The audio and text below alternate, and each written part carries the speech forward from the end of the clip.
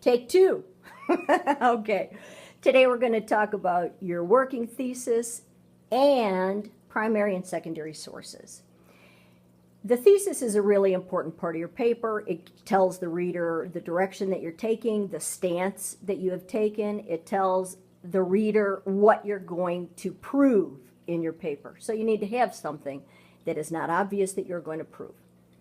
Your working thesis is just a beginning. It's a way to start. You get down your ideas, we work it into a thesis form, and it helps to guide your research in your paper, and it guides you to a final thesis. So it's just a beginning. But it should always be the very best work that you can produce at that time. What's in a thesis? The content of a thesis. For your working thesis, it is acceptable to include the author, the title, your chosen archetype, and what you think the author is or is not doing, or is trying to do or fails to do with the archetype in that novel. And here's an example. In The Strange Case of Dr. Jekyll and Mr. Hyde, Robert Louis Stevenson uses the archetype of the doppelganger, or double, to emphasize the dangers of hypocrisy in Victorian English society. So you can see that that breaks down very simply into a fill-in-the-blank kind of a template. In title, author uses a tool to accomplish some purpose or accomplish some end. So that's a very simple way to write a thesis. But it's not all that compelling. That particular thesis, as you know, because you just read the book or you are reading the book, is pretty obvious. And the number one rule in writing a thesis is to try to avoid the obvious. So make your thesis compelling. You want to create a tension, conflict, controversy in the mind of the reader, okay? So they come with expectations, and you're going to challenge those expectations. You do not want your reader to be too comfortable, and you do not want your reader to put your paper down. How do you keep somebody reading your work, thinking about your ideas, listening to you when you speak? You create a kind of a mystery. So your main thesis, or MT, as opposed to the body thesis, or BT, should convince the reader that your paper is worth reading. And at least as important, it should convince you that your own research is worth doing. So be creative, take some risks, be very thoughtful and creative. The working thesis will very likely be revised. Well, we know that it will be revised at least twice as a result of the research that you do, the analysis that you do, your thinking, your personal growth, and our conferences together. Don't underestimate the power of your thesis on your own thinking and researching. So it really is important to get this beginning right. Aristotle says, the beginning is more than half the whole. And that is definitely true of a thesis. So I've taken 3 hints here, 1, 2, 3, from the MLA Handbook of Writers of Research Papers. This is a document that is in our room at all times. It's a book that you have access to, and you are invited to, encouraged to. Please look at the one in the classroom, buy one for yourself. I guarantee you, you'll use it a lot in college and even just in the next 2 years of your high school. So you can consult that document. You also can meet with me, not just when we have a conference set up, anytime you like. Before school, 3rd period, 5th period, we can make a lunchtime meeting or conference, or after school. You can speak with Mrs. Cleland if she gets back from her maternity leave. They just had their baby on Friday. Anytime along the way for assistance, as much as you like. The working thesis, again, might include your author, your book title, and the archetype. But in the final draft of your working thesis, it's likely that those 3 pieces of information will be spread out in your introductory paragraph, maybe 1 item per sentence. We'll see how that goes.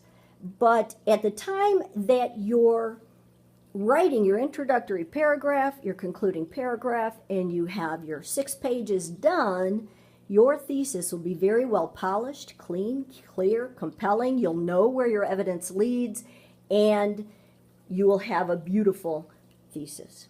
But for now, let's take a look at some examples. I have 5 examples. Very short thesis here by Cardinal Newman in his book, 400 pages, The Idea of a University. A university should teach universal knowledge. Now, he actually doesn't introduce this thesis until the 2nd chapter of his book, which is a little interesting and odd, but he needs to lay a foundation. And the foundation for him is what makes this, maybe if you're looking at it for the first time, you're thinking it's obvious. University, universal, now what else would it teach? But in fact, what a university should do as an institution or an entity in the world is not at all settled, still not settled. So it's a very compelling and very short thesis. Here's a much longer thesis given in a longer book, 500 pages. What is going to convince somebody to either purchase or read 485 pages of medieval philosophy? Well, the editors, Whipple and Walter, believe that this is what is going to get your attention. They make the claim that one particular aspect that sets medieval Western philosophy apart from its Greco-Roman antecedents, meaning Greek and Roman, Greco-Roman antecedents, is the fact that the various thinkers of medieval Christendom believed in a definite divine revelation. So they're saying to the reader, you need to read this if you want to know anything about Western philosophy and the way that it has developed since the 5th century BC in the West. So you can't just read the Greeks or just the Romans or just contemporary philosophy. You've got more work to do, and this is the work because it's very, very important. Here's another example. This is an introduction, another longer, it's an introduction to a novel called The Brothers Karamazov. The thesis statement is pretty long, I mean relative to that very first one we saw. So Macduff tells us, in the overall context of Dostoevsky's life and work, the theme of crime and punishment has a rather different perspective, one that is essentially subjective, moral, and inward, and bears only a token relation to the external social criteria of guilt and innocence. That is fascinating. So when we pick up Dostoevsky, we might get the idea from his introduction or the way that maybe the cover art is done or the bookseller has tried to sell it to us, that we're just talking about another murder mystery or something like that. But Dostoevsky is not a law and order novelist.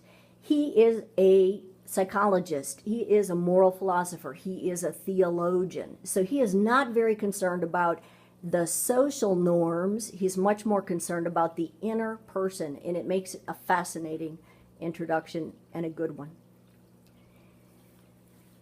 Howard Zinn writes his own introduction to the Declarations of Independence, and he says, pretty short here, but really compelling, how we think. So he's writing a book about how we think. How we think is not just mildly interesting, though it is, not just a subject for intellectual debate, as if it didn't matter, but a matter of life and death. That's controversial. How we think is a matter of life and death. Do you see the urgency he's trying to make that claim? And he does a heck of a job of proving that in his, again, fairly lengthy treatise on Declarations of Independence. This is a very long thesis by Charles Johnson in a very short 6-page essay. So you are also going to write a 6-page essay, and this is much more in line with what you probably will do. It would be the last sentence in the introductory paragraph, and you're going to write a 6-page essay. So Johnson says in his introduction to Ralph Ellison's Invisible Man, Only after a harrowing roller coaster ride of betrayals and revelations above and below America's 20th century intellectual landscape does Ralph Ellison achieve the liberating discovery that, for all the ideologies we impose upon experience, we cannot escape the chaos, the mysterious, untamed life that churns beneath official history, the scene, and ensures the triumph of the imagination. Awesome. So use examples as a kind of a template. How would you do that? You would just substitute your own research topic and ideas for the original authors. After doing that, you would rewrite it into a clear, coherent statement of what it is you wish to prove. So, enough on that for now. Let's take a look at your note cards, primary and secondary sources. So you recall that you are required to have a minimum number of both primary and secondary sources for both your first and second sets of note cards of research. So let's clarify that just a bit. This is really, the primary source is the easy part because you only have one. That's why it's called prime. Prima means one. Primary is one. One book that you're conducting your research on or in. For this paper, your choice is any book that we have read and studied so far this year. Lord of the Flies, Of Mice and Men, Macbeth, Midsummer Night's Dream, and of course, Dr. Jekyll and Mr. Hyde. But you'll be needing several note cards from this one source. So what are those? This is where you record particularly interesting or provocative, very clear instances of your archetype either being named or alluded to or symbolized or used in some way. And you write down the relevant quote, note the page number, put the title and author at the top, and you're done. Well, you have to make sure that we know it's yours, so put your name at the top as well. What are secondary sources? Not quite as easy, not quite as straightforward, but still not difficult. Your secondary sources are the books, articles, letters, other possible resources. That means conversations, whatever you like, that you are going to use for researching the significance, the meaning, the value, the truth, the importance, or purpose of your book and your chosen archetype. For your research, you must use valid, credible sources to conduct your research. No Sparks notes, online papers, don't buy anything, waste of time, no Cliff's notes. There are too many to name them all, but this is your original work, and you're going to turn it in your name. You're the author. You are the authority. What secondary sources do you have access to? What are you going to use then? We're going to bring in some research books from the library, so they'll be in the classroom. You'll also be asked to access the library database for online research, and it's called Gale Literature. Okay, here's the address, the, HTML, but don't worry about that. So what are you looking for in these places? Books or articles written on your chosen book, your chosen author, books or articles on Victorian literature or whatever time period, or on your author. Books or articles on archetypes in general, books or articles on your particular archetype, books or articles on the way that your archetype is used in other art forms other than literature, maybe in film, in plays, music, dance, painting, sculpture, poetry, and the list goes on and on. Secondary source note cards. So your note card is going to be very much like the primary source note card. Only one quote per card. Each card includes the title, the author, page number of the quote.